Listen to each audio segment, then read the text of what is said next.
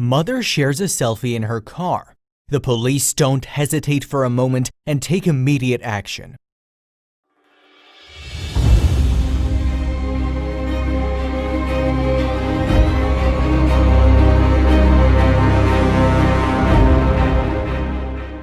It was a sunny morning when Ashley, 22, took a ride through beautiful surroundings. Time for a nice photo, she thought. She grabbed her phone, took a selfie, and shared it on social media. She never could have imagined that this particular photo would have such major consequences. When her picture appeared online and the local police found it, they couldn't believe what they saw. The officers did not hesitate for a second and rushed to Ashley's house. Ashley sits on her couch suspecting nothing when she hears the doorbell. Walking towards the front door, she's blinded by emergency lights flashing through all her windows. What the hell is going on here? She's reaching for the door handle and notices two cops on her porch. They're not alone. Behind the two men in uniforms, there's a whole army of police cars with flashing strobe lights. "What's going on? Did I do something wrong?" asks Ashley, now utterly shocked. The cops don't say a word and rush into her house with great numbers, and within minutes, Ashley's house is being searched by over 30 officers. At that moment, Ashley gets out of her initial shock and screams through the living room, "What are you doing in my house?" One of the officers approaches her and tells her that they are looking for evidence of a double murder. Ashley, oblivious to everything, suddenly becomes the crown witness. Another officer rushes to Ashley and shakes her impatiently. "Where's your phone?" The man scrolls through her photos and shrieks when he finally notices the suspicious selfie. He regains his peace and explains the situation. The police had been looking for the criminal responsible for a gruesome murder for months, but all clues led to nothing, until Ashley put her selfie online. The reflection in your glasses shows the culprit we're looking for. Ashley didn't see anything at first, but when she looked closely again, she couldn't miss it. The reflection of an old man was caught in her sunglasses, but that wasn't all. The suspect was not alone. Would there be another victim? "We need to go back to the place you took this selfie right now," the officer urged. Ashley and the officer stopped by a ditch on the side of the road, a place that didn't mean anything to the 22-year-old girl last weekend. They searched through the grass, inspected the road, and took countless pictures.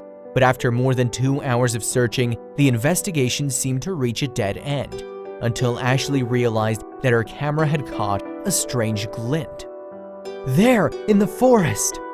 Ashley's camera caught a reflection from a window. Strange, because there shouldn't be a house in this area.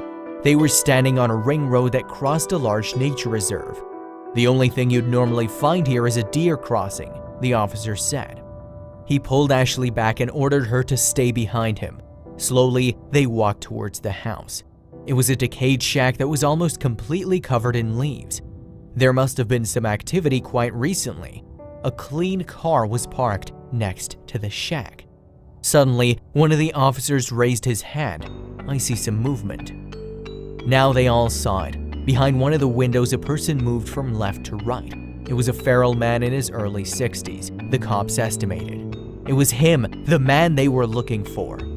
As quietly as possible, the officers approached the house and positioned themselves against the outer wall. It was awfully quiet. The quiet before the storm, you could say, but the cops knew exactly what they were doing. The officer that stood next to the door raised his fingers and started the countdown. 3, 2, 1, 0.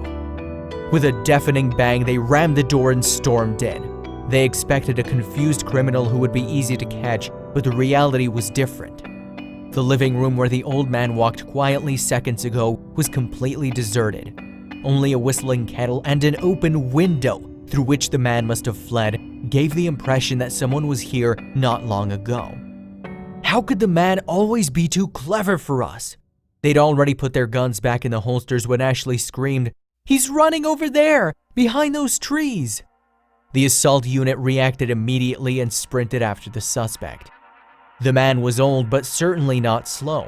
Besides, he clearly knew these woods like the back of his hand. Swinging through the trees, he ran and disappeared in no time. The officers knew they had to be careful because they were now sure that the woods were full of homemade traps. The officers carefully regrouped in an open field, but then they heard a loud scream coming from behind one of the trees. The officers rushed towards the sound, fully alert, and hoped it wasn't what they feared the whole time. But luck was clearly not on their side. One of the officers got his leg stuck in a huge bear trap. "We need to move on. He can't escape this time," shouted the wounded man. This surprised the other policemen, but they understood him. An ambulance was called and they hurried deeper into the woods. And this was a good decision, because after about 5 minutes, the man was spotted in an old barn. Clearly, he didn't expect him to be that quick because he was still busy packing his suitcase. This time, he didn't even make a move because the officers went after him. After a brief struggle, the man was handcuffed and taken away. The barn looked innocent on the outside, but it was a place where the man stored all his crazy ideas. The walls were covered with newspaper headlines of various horrific offenses. The police also found a pantry full of weapons. "Will you come with me to the station?" one of the officers asked Ashley. She did go to the police station, still shaking and confused because of what had just happened. A few days ago, she took a few innocent photos during a pleasant road trip, and now she was here. It all became too much for her, and she started to cry. A warm hand fell on her shoulder. It was the policeman who invaded her house earlier this day. "You can't imagine how much you helped us.